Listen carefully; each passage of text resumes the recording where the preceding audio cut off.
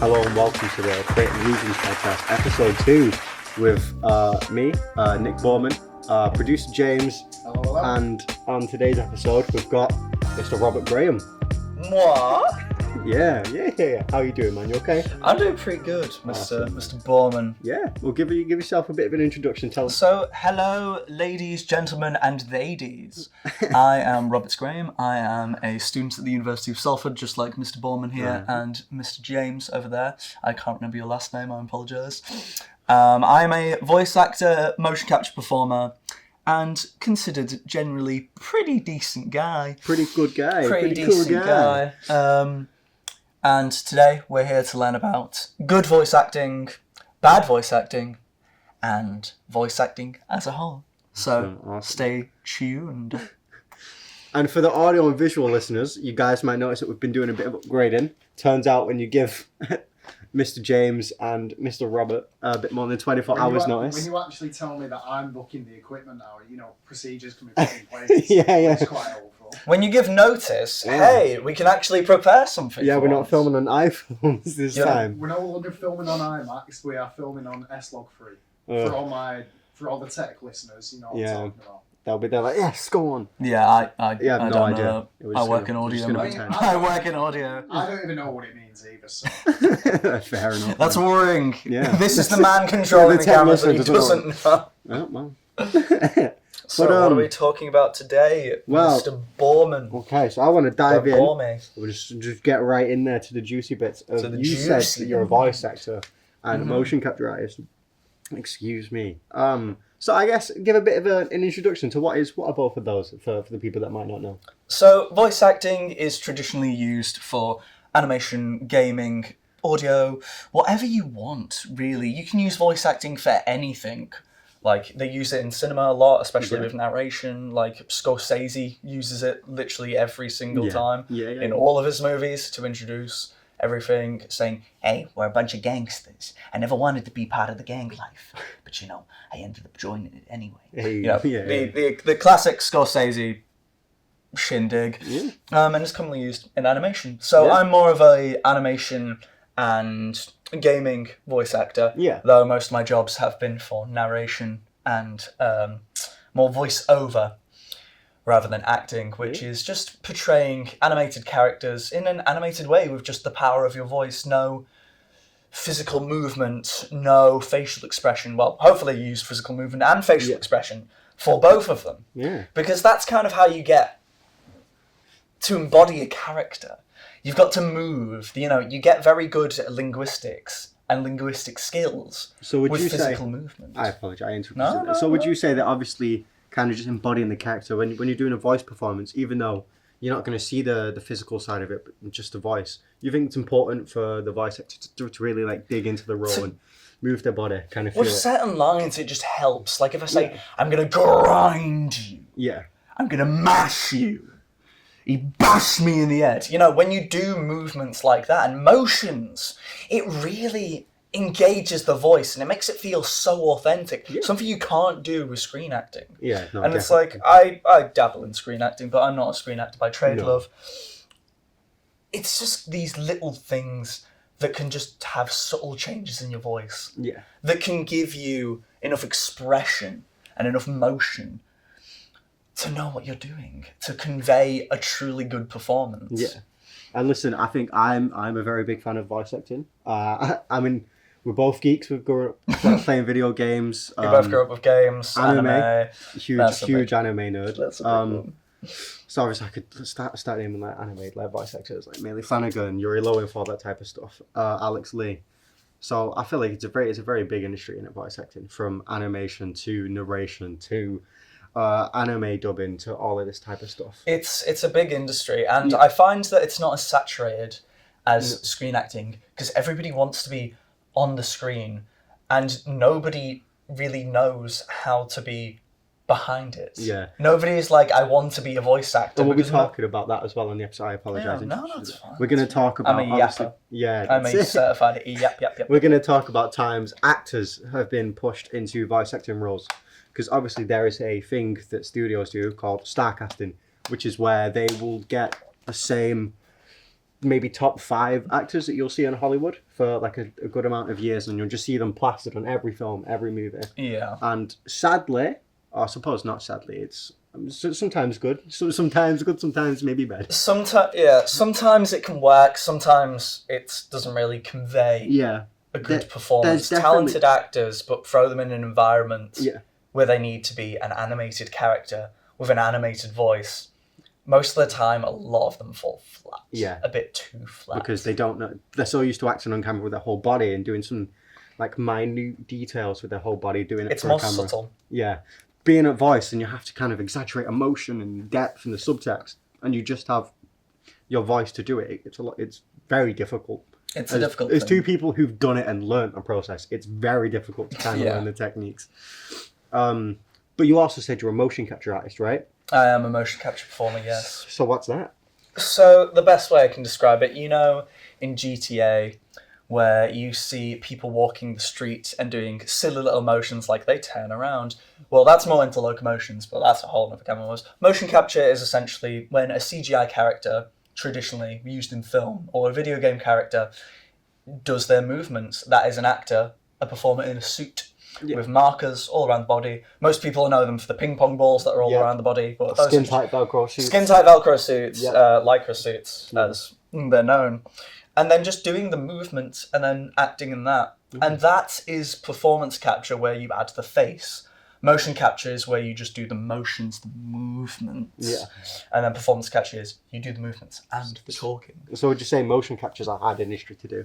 And if so, why would you say that motion capture is quite a hard thing? Because again, like, it's something that we've both done. It's difficult. Yeah, you have an idea of doing it. Like, you're kind of aware that, I can do the move, right, and not translate, but it's not. So it's not. You need to make it look as natural, bigger, but also as animated at the same time. And it's a weird middle ground. Yeah. Where you want to look animated, you want to look exaggerated. But you can't look too exaggerated. Or that just looks silly. And something I didn't realise, obviously, before doing it, is you have to breathe.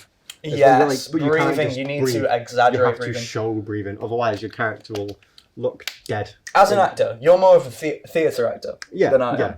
You're a theatre actor. As an actor, you're taught you need to take subtle breaths, just subtle breaths from the diaphragm, instead of big in your shoulders to show that you're... In your shoulders, and that's what you need. You also need a lot of precision, and you need to know how to control your body in a good way. You can't just know what to do. You need to know what to do. You can't just know what to do. Yes, linguistic skills.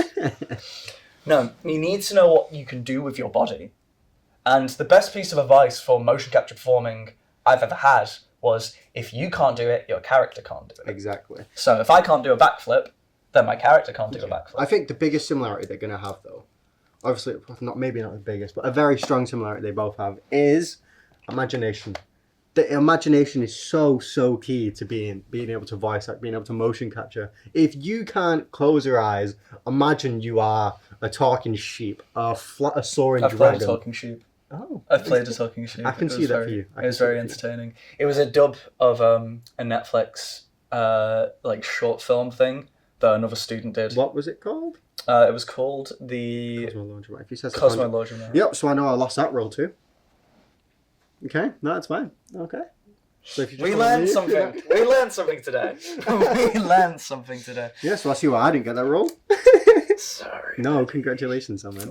But no, imagination is, if you can't see yourself. We're spilling the tea today. Yeah. We're spilling it. If you can't see yourself as a talking sheep, or especially in motion capture where you obviously are aware you're in a skin tight, you're hot, you're sweating, you're in this like skin tight lycra suit, you're covered in these Velcro dots. It's a bit hard to move. It can be quite uncomfortable depending on what you are like sensorily with these kind of things. And sometimes when you're boiling in a lycra suit and you're just like, oh, I hate this, oh, I'm so sweaty and boiling, you then need to play a character who's freezing. Yeah. You need to play a character who is in the cold, shivering for their life. And you need to put yourself in an environment in your head entirely. And you need to know a lot about space, distancing, precision, and it helps if you've got a good level of fitness as well. Oh, definitely, yeah. It really helps. Yeah, motion capture can be very, very demanding. It can be very demanding. Like, the longest I've done motion capture for in a row is probably like around 4 hours so far, with no break in between. Just me doing moves. Because recently, me and Nick have done our final projects for university, so we shall be graduating in July. Hopefully. See you, James. Yep, producer James is walking. For the mic. Enjoy editing this. So yeah, we've recently done our final exam, which has been really fun, really engaging. Yeah. And for my one, we did a project called The Evil Lair, which was a series of locomotion animation packs for game developers, animators to use our movement and then use that for whatever projects they want. And for that, I was in a lycra suit. Not only was I a guinea pig for a lot of stuff, because we were discovering how to do certain things on the day, in the volume, in the suit. And I was the guy in the suit discovering things. Yeah. So we had to use treadmills, certain ways of movements, learning dance cards, learning all these different things. And then at the end of it, I did like over 400 moves. By the end of the project, each character had like 100 moves each, or over 100 moves each. And then it's me and the fellow actor Mara who did a lot as well. And I feel like something challenging about that is, and again, another similarity is, it's the challenge, right? Because you have your voice, right?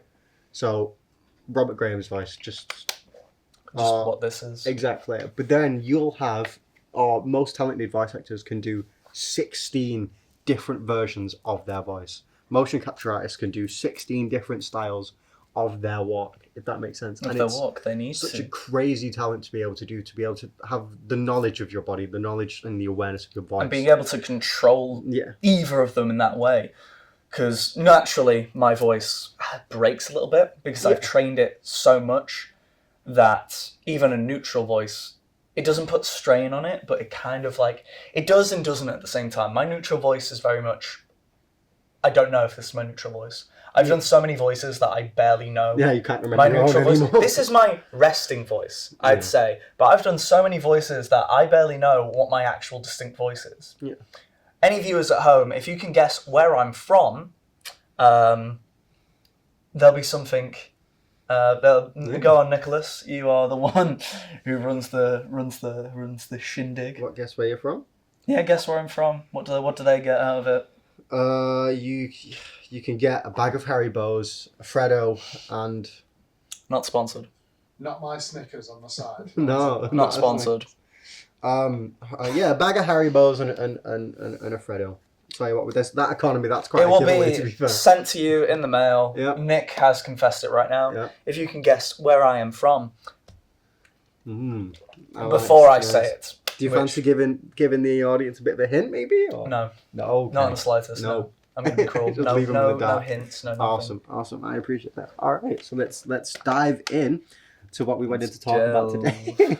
So we said that we were going to discuss actors being cast in voice acting roles, and there's so many we can list that are good, right? There's too many, but I think we both know some very we know what we want to talk about. specific Right? Yeah. examples. Let's of... go. Let's go. That still was more animated than certain things. So obviously we're going to talk. We have to talk about it. The masterpiece that was the Super cinematic Mario masterpiece. Pro movie. Absolute cinema. Yep. So the thing is, I think when we say this, we need to say beforehand that this isn't us being aggressive. This isn't us calling out specifically. It's not an attack on any individual. Like, I'm under no illusion that Chris Pratt is not talented. Like Chris Pratt is immensely talented. Amazing. There's so many talented voice actors out there and actors out there. Yeah. This is more of a critique on performance rather than actor themselves. And this has no attack on and sort anybody. of a window hole into it, kind of the industry, and kind of like some of the frustrating aspects about it, like we were talking about before, like star casting. It's frustrating. Star casting can be. You see somebody a bit too much, you kind of have to be critical of them. We understand it as well. Like, obviously, we're not going to say that it doesn't make sense. We understand that, obviously, Timothée Chalamet, incredibly talented. Tom Holland, incredibly talented. But they're everywhere now. But it's Zendaya, frustrating. Yeah, it's frustrating when you see now. them in every sort of movie. When maybe are they perfect casting? Maybe not. Maybe not. And that essentially means that could have been another actor's An big example break. of that. Like Sinners. Yeah. That was that dude's little Sammy. Miles Canton. Yeah, Miles Canton. That was his big Hollywood break. I know he had like fame beforehand and he was known beforehand, but that was his first major. If you guys haven't seen Sinners, by the way, watch Sinners. Honestly, go Fantastic. see it. We saw it yesterday. Amazing. We saw it yesterday. It was fantastic. Peak cinematography, but Amazing cinematography, amazing everything. So obviously, as we say, like, we kind of understand like why it happens. Obviously, films kind of like it's a business, right? They have to make money. So obviously, casting an iconic character such as Tom Holland, such as Timothée Chalamet, Zendaya, you know that there's going to be a large percentage of people that are going to go see the film, and they're going to go to see those actors specifically. And the annoying thing about being a performer is you're getting judged constantly. Yeah. People don't know how hard it is to be a performer. Yeah. Because it's difficult. The only thing that's harder in the entertainment biz to be a performer is to be a comedian. Yeah. Because those two jobs are so dangerous for a person's reputation. Because you need to uphold it so much. Self-esteem. You're getting judged constantly. And it's quite insane because in a podcast format, most podcasters, they can do that. They'll get judged, yeah. But that's not their entire... Even if it is their entire career, a podcast is very much like, this is my thing. I can say whatever I want. I can do this. I can share my views. In a performance setting, if you want jobs, you need to be known that you are good. Yeah. You need to be known, I am good. I am a likable person. I am good to work with. Because if you're not, then you're not going to get jobs. If you don't have connections, you're not going to get jobs. And that's just the annoying part about being an actor.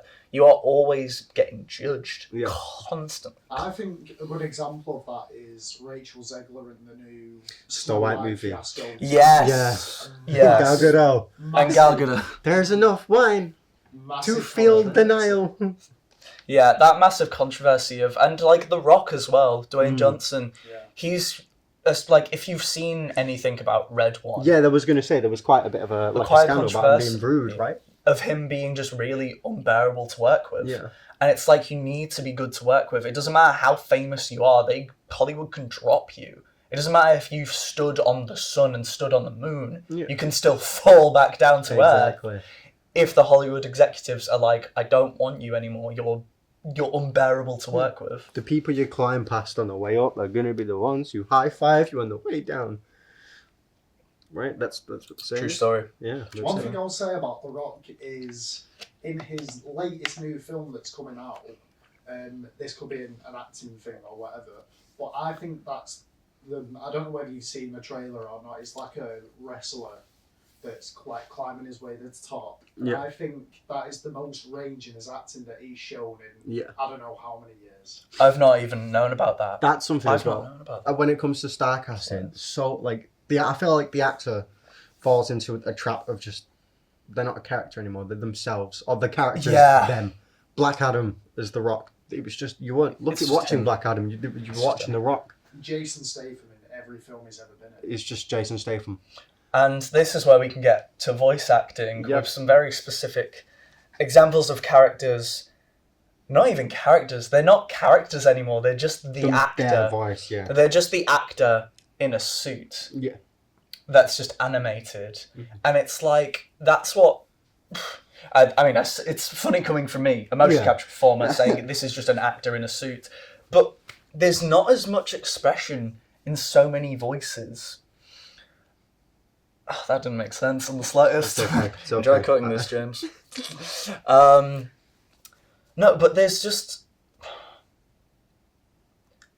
The character doesn't have... They're not themselves. It's not the character. You watch a game and see these characters. Yeah. The biggest one that comes to my mind is Donkey Kong. Who for those watching, I am a massive fan of Donkey Kong. I've loved Donkey Kong Country series for a while now. Even though I didn't grow up in the 90s, I still love Donkey Kong as a character. And such an animated character. But then Seth Rogen voicing Donkey Kong. The Super Mario Bros. And I'm like, this isn't a character, this is Seth Rogen. Yeah, that's all you can hear, right, is Seth Rogen's voice. It's Seth Rogen, in the most literal sense, Seth Rogen if he was pretending to be a monkey. Yeah. It's like Chris Pratt pretending that he's a short plumber, but not actually embodying the character, not being the character. I feel like something that quite frustrated me about Chris Pratt being cast as Mario was that Charles Martinet was in the film. Exactly. He was literally in the film. And I can't remember. It's Zachary something. I'm not good at that. Is the newer voice actor of Mario in the video games. They're both perfectly healthy. They're around. They could have voiced such an iconic character as Mario. They could have voiced their character, which I know Mario doesn't get a massive amount of voice lines. Most of his voice lines when you hear the wahoo, or that's them. You know it's Mario. Whereas when you're watching the Super Mario Bros. With Chris Pratt, you kind of hear it's Mario, but it's Chris Pratt, if that makes sense. Plus, they took away the culture from the character. Because it's so inherent that Mario is an Italian character. And I get that the whole thing is Chris Pratt's not Italian, but that's voice acting. You've got to be able to put on an accent. Exactly. Like, accents, obviously, certain examples, like stuff with The Simpsons and stuff like that, certain bits and bobs, it's like you can argue, and I would agree. But when it comes to Italian, Russian, like European accents, Chris Pratt, why couldn't he have at least put anything on? You know what I mean? As well, like I imagine the budget for the movie is quite significant. I imagine they could have afforded to give his character some accent training, maybe to do a bit of a like. If he couldn't do an Italian accent, don't cut the Italian accent out the entire time. Exactly. And it's just so annoying because that's his culture. That's Mario as a character's culture. That's what people are attached to when they think of Mario. They think of the red-hatted Italian plumber, right? He's an Italian plumber. Exactly. So just for him to have, hey everybody, it's me, Mario. Hello, I'm Mario. Hey everybody. I'm from New York. No, not that wasn't it though. That wasn't it. He didn't have a distinct accent because, like in the Mario cartoons, where he's like, "I'm from Brooklyn. I'm having a great time. I get pizza and I chill out." I was about to say a swear word there, but I realized I'm on a podcast. I'm voiced by Ray Liotta. I want some Gigantics. You know what I mean? That has personality. I just smoked a pack of Marlboro. It's not, hey everyone, I'm off to go get a pizza pie. Yeah. Wahoo.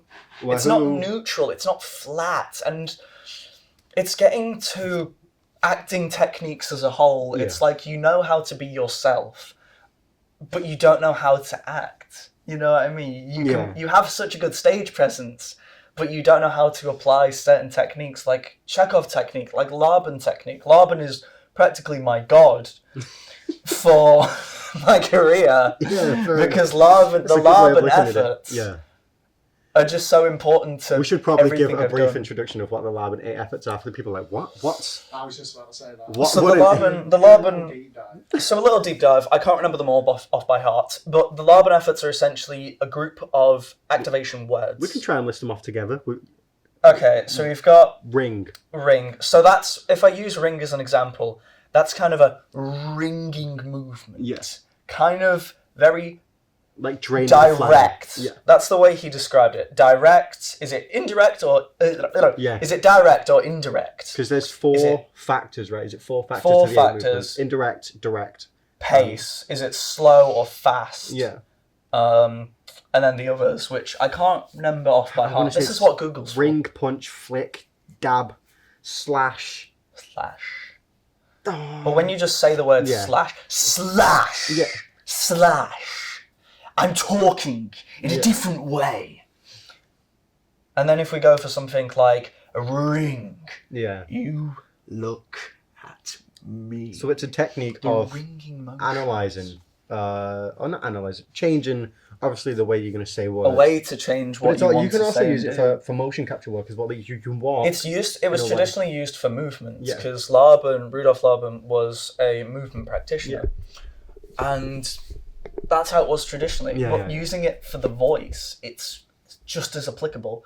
Movement and voice have a weird amount in common. Yeah. That's what we've been saying here as well. Because if you can voice act, you can motion capture artists. You can motion capture. But they're very similar in the sense that you need to have a strong imagination. You have to be able to be aware of your body and different techniques to strong change. Stage presence To abandon you and embody something else. You have to step out of your own self. You have to step out your own self, but keep your humanity. Yeah. Unless you're playing someone like the Lich super King. profound. Yeah. Unless you're playing someone like the Lich King, who has no humanity, which Ron Perlman does a fantastic job in The Lich King. That's an actor Yeah. who got a voice acting role and conveyed such a good, authentic Someone I performance. really wanted to say before we were talking about was Tom Hanks as Woody. Oh, amazing! Because I feel like that's a beautiful mix of. Don't get me wrong, you hear it's Tom Hanks. Like I'm You under can no hear illusion it, it's Tom. but it's a character. Woody, like It's not Yeah. just. It's not just. Hey, look at me! I'm Seth Rogen. You know, like, not he's like like, Donkey Kong. Buzz. I Like think part of that is like it helps Tom Hanks in the first place because Woody never had an original voice. Tom Hanks made the voice. He kind of made the character. Yeah. didn't he? Whereas Mario had one before, so it's like that disconnect. Whereas yeah, Woody yeah. never had That's a that. very good point. To be fair. That's a good point. Yeah. But also, if we go to Chris Pratt's other roles, Garfield as a character, granted, they also had a voice, but Chris Pratt still just put on, hey, I'm Chris Pratt. Hey, I'm Garfield. Hey, I'm Mario. There's no distinct difference between them, other than occasionally he might have an emotion of, oh, I'm tired, Garfield, and hey, I'm excited, Mario. It's still just neutral. It's still just his voice. And then another argument for that is Alan the Alien from Invincible. Da-da-da. Seth Rogen. That's Seth Rogen. That is just Seth Rogen's voice. That character doesn't have a voice until Seth Rogen voiced him. While And we're it was talking about just his Invincible, voice. though, we have to talk about like the performance of Stephen Ewan and J.K. Simmons, like Sandra. Fantastic. Oh, beautiful. J.K. Simmons is a perfect example. Stacked cast of actors, and they are so talented. He's such a perfect example, Yeah. J.K. Simmons is. A perfect example of an actor who can act for screen, but also is a good voice actor. Yeah. Because J.K. Simmons, the amount of things that he's been in and done a good job for, Yeah. BoJack Horseman, Invincible, Baldur's Gate 3, he shows that he can act. While some of them you can tell, okay, this is J.K. Simmons. Like, when I was playing Baldur's Gate 3 and I got to Ketheric Form, which is one of the major villains in the game, J.K. Simmons portrays this character. Yeah. The game is set in a fantasy world, which is based on medieval Europe and England. So most of the characters have British accents, and he's Yeah. the only one with a kind of little bit of an American accent. Yeah. But at the same Little bit of time, twang. you can tell it's J.K. Simmons. You know it's J.K. Simmons. He looks like J.K. Simmons because I think J.K. Simmons did the motion capture and performance capture. Yeah, Don't that's been quote me for seen in that. video games for a while. That's though, to very be fair. common. Like act like celebrities being in, like Megan Fox was in Mortal Kombat 11. Yeah, and Conor McGregor was in a Call of Duty game, I want to say. Yeah. Warfare. Yeah. yeah, and Norman Reedus was in Death Stranding because Yeah, he looks that's- very much like Norman Reedus. Like Yeah. it's Whoa, common. this video game character looks like Daryl from the Bro, this looks like Daryl from The Walking Dead. Johnny Silverhand from Cyberpunk, how he literally looks like Keanu Reeves. It's Keanu Reeves. No, you're breathtaking. Wake the heck up, samurai. We got a city to burn. I mean, if you want to swear, I can censor it out. Nah, I'll The just say emotion heck. needs to come out. No, I'll just say heck, it's fine.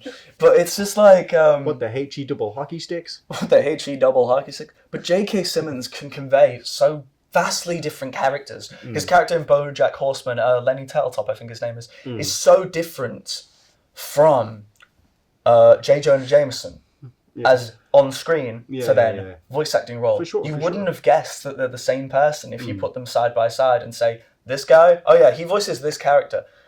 Especially because they're so different physically. And Ketheric Thorne, although he may not fully fit the setting voice-wise, because you can tell it's J.K. Simmons, you know it's J.K. Simmons, he's the only one with an American twang in his accent.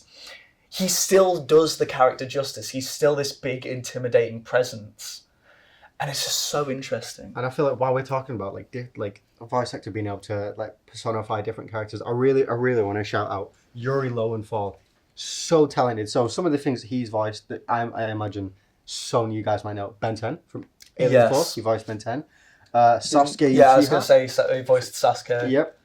He was the voice of Spider-Man in the PlayStation 4. In the video games, and now Marvel Rivals. Exactly. Because they brought him back for that. He's done so much stuff. He's done so much He's stuff. a very talented voice actor who can convey so many different characters, which I guess some of them have the archetype of, hey, it's the kid hero kind of thing. But at the same time, he portrays them in such vastly different ways. Like when I think voice actor, when I think skilled voice actors, I'm thinking of like my top 5, which is, Nolan North, Troy Baker, Yuri Lowenthal, like these type of people, and I'm just like, these are so incredibly talented in the way Troy. Oh, also two other people I want to shout out: Kevin Conroy, Mark Hamill. Mark Hamill, Luke Skywalker. But if you guys might not know, he voices Joker. He's the voice of Batman Joker animated series. in the Arkham games. And he is like, And he skips from regular I was show. just going to say He that. skips from regular show. maybe It's great. the best example, the best, or if not one of the best, of an actor who is Who can so talented. He has such a good stage presence. Because the hardest thing about being a voice actor and a motion capture performer is every actor needs a stage presence.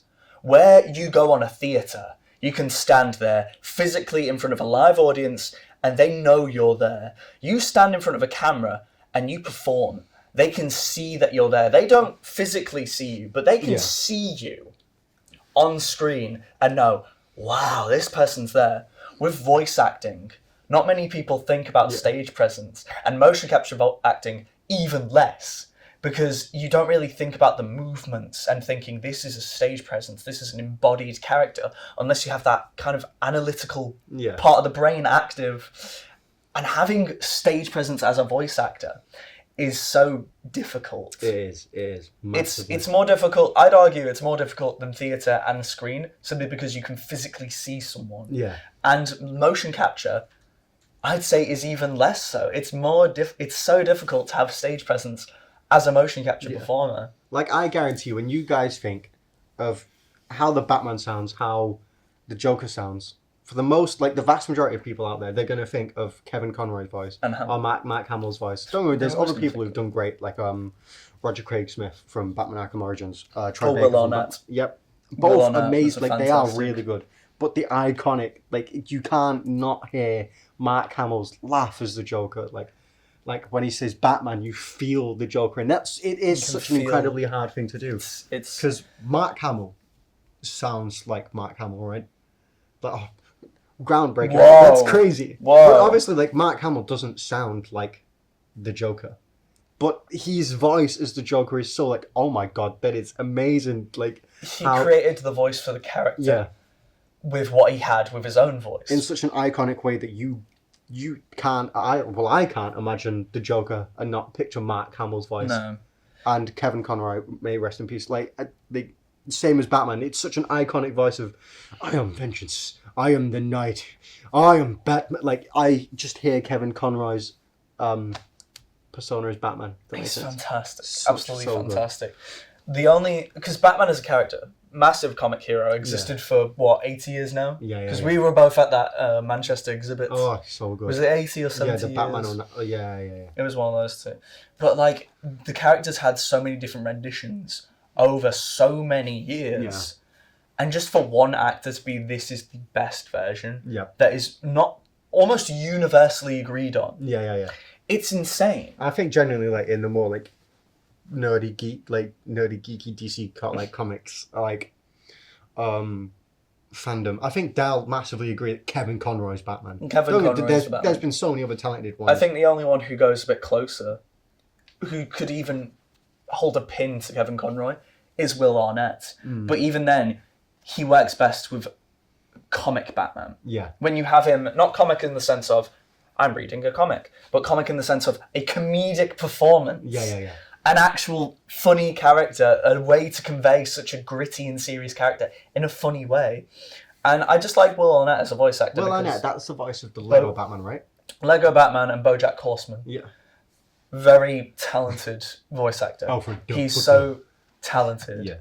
And it's insane seeing the way he can take such serious characters and give them such jokey moments, make them so funny, make the worst of characters. BoJack is such a horrible character, but such a well-written character, and is so, you hate to love him. Yeah. You hate it, but you do love him because Arnett just makes his performance that engaging.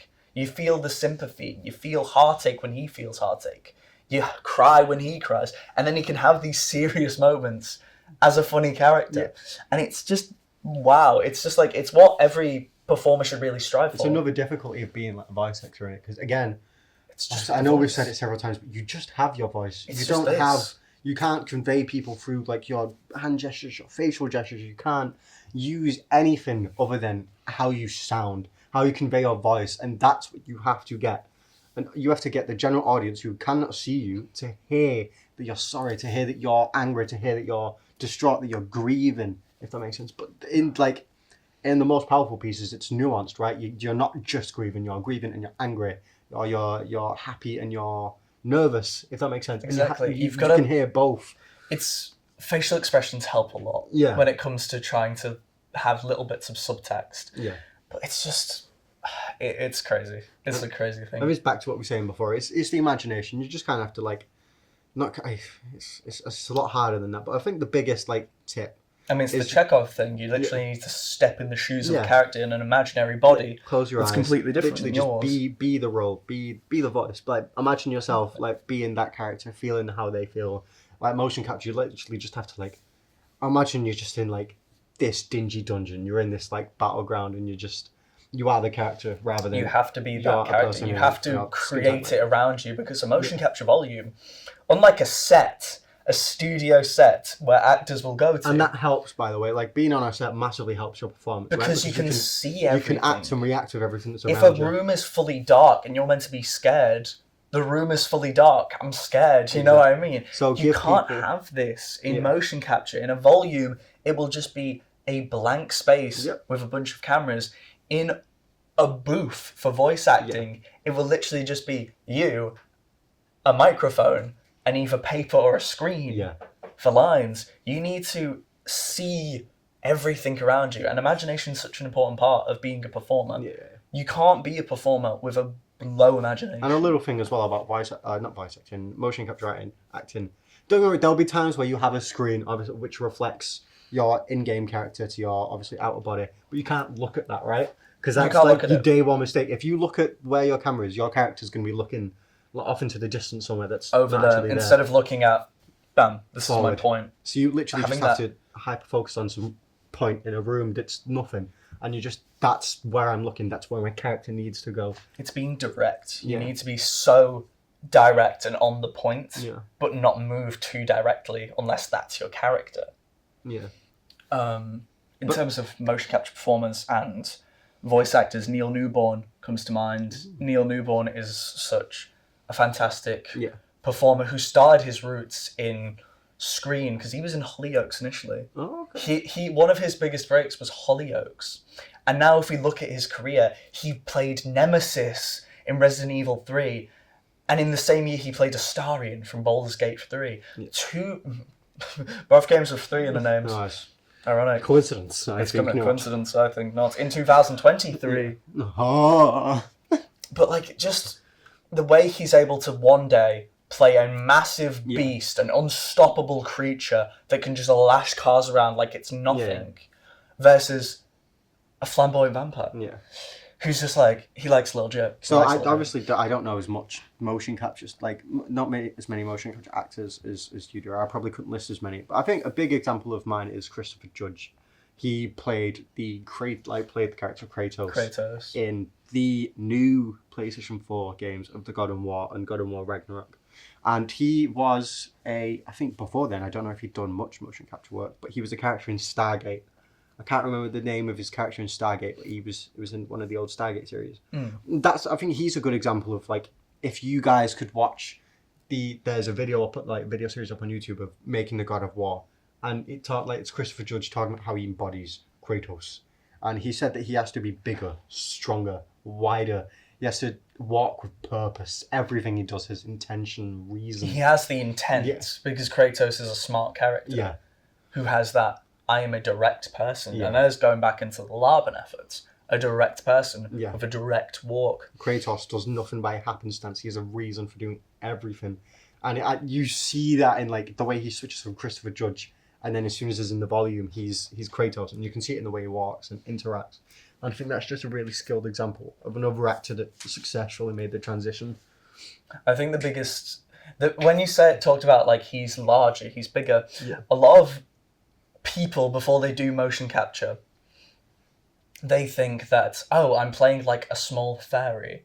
It's I've seen performers be like, okay, your character is tiny, a fairy, and they shrink themselves physically. Yeah. And it's like, that doesn't convey anything. Like, if you are physically smaller, that doesn't convey anything. Yeah. Because you need to know about the world around you. This is where imagination's most important. I wanted to shout this out as well while we're talking about this. So obviously you were talking before about your project that you've done, Yes, Evil Lair. the So Evil Lair all you, project. like the three people involved, you, Mara, Alex, incredibly talented individuals. Like, if you guys could see the behind the scenes of the posts of the You way can. these like have contorted their bodies, like you and Mara especially, because you've performed, I want to say, characters of the Cavalier, the Knight, And the Barbarian. and the Barbarian, and I can't remember the one. Mara played a Wendigo? skeleton called Cryptid, a Wendigo, and then a beast, and which you can watch wherever Nick decides to put this placement. I'll link it in somewhere. this plug. Yeah. The Evil Lair project. But honestly, guys, please check it out and Thank you.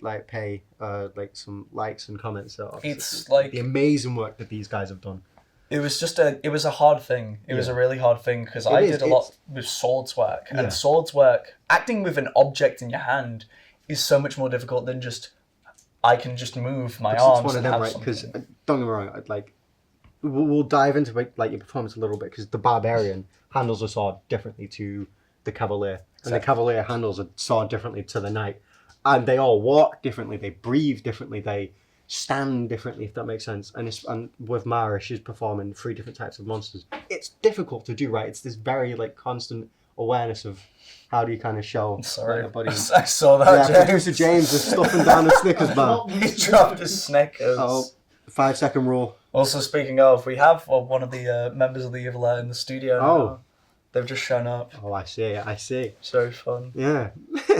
But we're not gonna... They can't hear us and we Nope. can't hear them. But yeah, I they just can just again enjoy. wanted to say a massive well done to that project that you guys did. Like, Thank you. for- It means a lot, But I brother. think the hard work and obviously the talent you guys really show is amazing. I mean, we loved it so It's much. starting to feel like a news interview. I know. Oh my gosh. We plan on hopefully making more. I at least want to do a bit more creature work myself. I love embodying an ape, which motion capture. Yep. The biggest thing motion capture is known for, Planet of the Apes. Yep. With, Lord of the Rings. Those are like the two. Those are the two ones that come to mind. The name of the actor. Andy Serkis. Andy Serkis is considered the father of motion capture. Yeah. Because he's that talented at being able to embody these different characters, especially those that are so different from a human. And you see, as he plays Smeagol and Gollum, as a low character, sometimes, he's very, like, small, but that's when he's insecure. That's not to show that he's a physically small character. That's to show that he's scared, he's insecure. This is what this conveys. And then when you're trying to portray a big character, you don't just take as much space as possible. You need I want to to say that imagine. he did the motion capture work for Smaug as well, right, in the Hobbit movies. That's Benedict Cumberbatch. Oh, okay. I apologize, Different actor. Mr. Andy Serkis. No, but I think he's a very good. I think when he did Caesar though, he obviously used these stilts, right? Arm extenders. Yeah, and I think that's a very like, it's ridiculous, right? As a human, you feel stupid. You feel utterly stupid when you're sitting there and you're pretending you're monkeying around. It's kind of hard to be like, We're getting up to some monkey business. Bum bum bum ba-da-da-dum. That's copyright. Oh, yeah. Well, Producer James is cutting that. there goes that joke. But no, it's an insane thing because motion capture as an art and voice acting as an art, it's so dumb. It's so stupid. You've got to laugh. Enjoy it. Yeah. Because if I'm in my room and I'm talking like this and I'm like, I must find the 7 rings, otherwise I'm not allowed in Burger King ever again. When you get to that, it's dumb. It's so stupid. I'm trying to find the secret weapon. And I'm just there in a booth on my own. Yeah. If I'm like wandering around, snarling, and just looking like this in motion capture, it looks dumb. Yeah. It looks so stupid, but it's so fun. It's so engaging. You can't take yourself too seriously and think that you're You heard it higher here. than a You motion heard it capture here performer. first, folks. You heard it here Motion first. capture actors and voice actors are dumb. I said it's goofy. Oh, okay. It's stupid because it's goofy. I was trying to You clip farm. look stupid. I was trying to clip farm, but it's okay. You're not allowed. You ain't clip farming. Um, I ain't losing reputation. Because I think I'm part of this Yeah, group, you're mate. part of I this ain't group. losing nothing like that. calling yourself out. I've got a couple of connections. If they see this, oh, But I think hello, this knucklehead. if we kind of go back to what we were talking before about actors kind of getting voice acting roles, getting motion capture roles, I think maybe I could be wrong, and if I'm wrong, obviously you'll tell me. I think we can kind of boil it down to it's just like the inability to incorporate all these new techniques and to go from stage acting to voice acting or motion capturing. It is a big jump. It helps though. It helps if Yeah. you've got previous acting experience, especially performance capture. That's just itself. It's just screen acting. So would you say like when it goes badly, like Megan Fox in MK11, or you were saying before about Chris Pratt as Mario, like it's not a reflection on the actor. Like we're not saying he's a bad actor. We're just saying he didn't make the jump. Like either he didn't do the techniques well, or maybe he didn't show something well. But there's a disconnect, right? Would you say so? I'd say there's a big disconnect because it is a jump, and you can't just play yourself or play a tame version of yourself. Yeah. It's not like screen acting where you need to be subtle. Yeah. You're not allowed to move anything. Intense, passionate. Maybe. Everything is serious. Yeah. And you can barely move. Like, it can't be like that. You need to move. And I think maybe ego is a big part of it. Like you said Ego's yourself, a you have massive to just part. like leave it all outside the door. So and many people think they're it's a higher joke. than it and don't see the fun side of pretending that you're a bat and flapping your wings, or having to do a cartwheel and then just pretend you're slipping on a banana. Right. You know, it's goofy, it's silly, it's a silly art, but it's the imagination that makes it. And if it looks, the sillier it looks, the most likely better it looks. Like, is Megan Fox's performance as Natara kind of crap because maybe she didn't care about making a good voice acting impression? Maybe she doesn't care about being a voice actor? We don't know.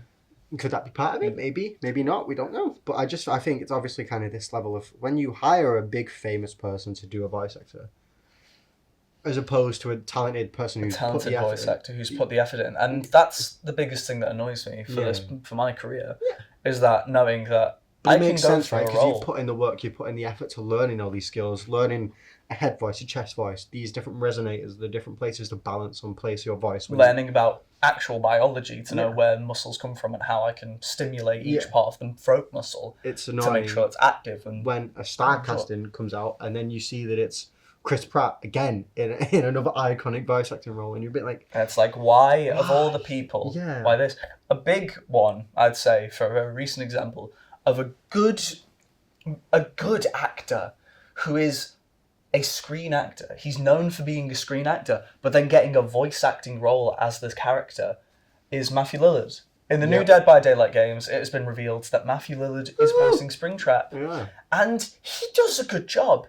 He's a good screen actor. yeah. But with this performance, we can't see it yet, but because we're just waiting to see. We need to wait till it's released to see if Matthew Lillard did a good job. Yeah. But he's not Springtrap's original voice You're placing actor. your bets on it though. I'm placing my bets on it because Matthew Awesome. Lillard is a talented voice actor.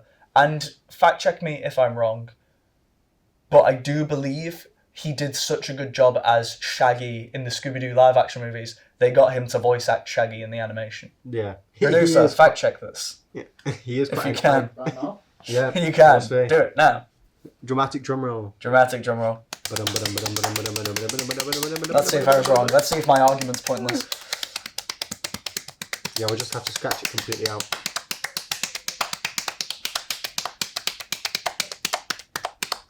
Going on with attention. We'll find out Yeah. in the next episode of Dragon Ball Z. of Dragon Ball Z. Voiced Shaggy Rogers in several animated Scooby-Doo series. Hey! He After was taking right. over from Casey Kasem in 2009. He was There we right go. after He was all. in Scooby-Doo Mystery Incorporated, Be Cool Scooby-Doo, and Scooby-Doo and Guess Who. So he's been in. lots He's of been in series. various Scooby-Doo because he did a good job of the character on screen. It's kind of like That the he Kevin voiced Conroy and Mark Hamill, like what we were talking about before. It's so iconic. You hear Matthew. You hear Lillard's, Matthew like, Lillard because he like, does he a good likes- job. yeah. He does a good job, and again, like he was known for Scream. Yeah. That's what he's known for, and just seeing this big actor come to the voice acting scene, it's good to see someone do an actual good Yeah. job because Matthew Lillard's gotten a lot of stardom in Yeah, recent years. especially on social media and stuff like that. Just Yeah, learning become more quite about popular again, him yeah. as a whole. He's became quite popular in recent years. He's always been popular. He's always been, but in recent times, Matthew Lillard wishes he was as popular as us. Right? It's.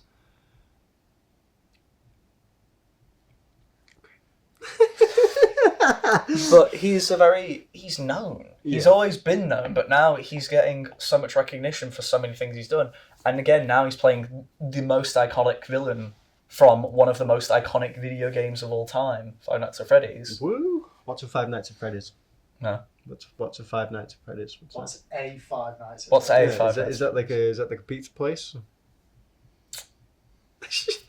I'm joking. Get a load of this joking, guy. I'm Get a load of this knucklehead. No, but so like you said, he's not the voice in the video games, right? He's not the voice in the video games. He played him on screen for the FNAF For the new movie. FNAF. So do you think that's just kind of an example of like they're confident in his ability to voice? They're a character? confident in his ability to portray that character. Yeah, Big shout out to Dead by Daylight, by the way. That's like the horror crossover of like everything. the century. Yeah. So they added like the main character from Tokyo Ghoul into that game recently. Yeah. Amazing. They have Nemesis, Yeah. they have a Demogorgon, and they have Vecna, voiced by, I believe... Not the Matthew one Lillard. from Stranger Things. No. Not the one from Stranger. That's my personal thing, but we're not getting into that. It's a Dungeons and Dragons sign. It's not. As a Dungeons and Dragons fan who was into it not because of Stranger Things... I'm sick of you people thinking Vecna's.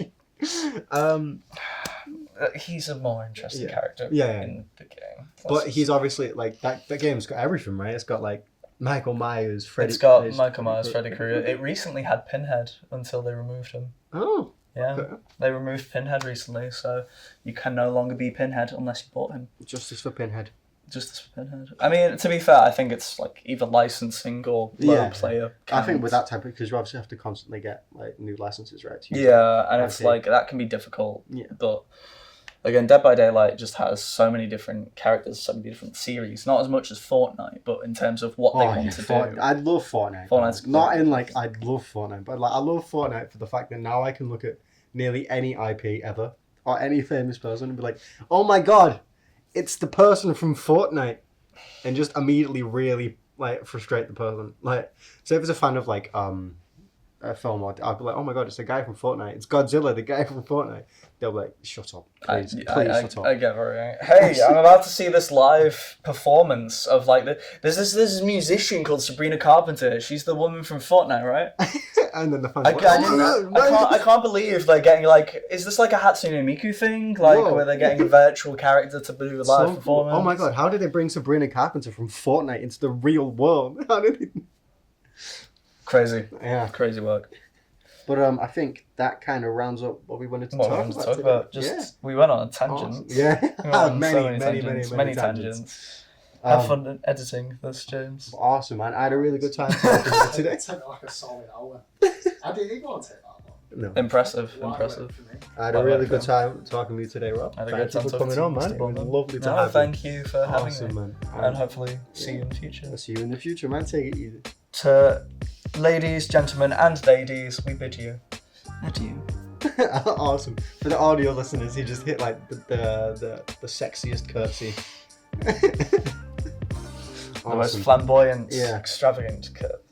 That wasn't a curtsy, that was a bow.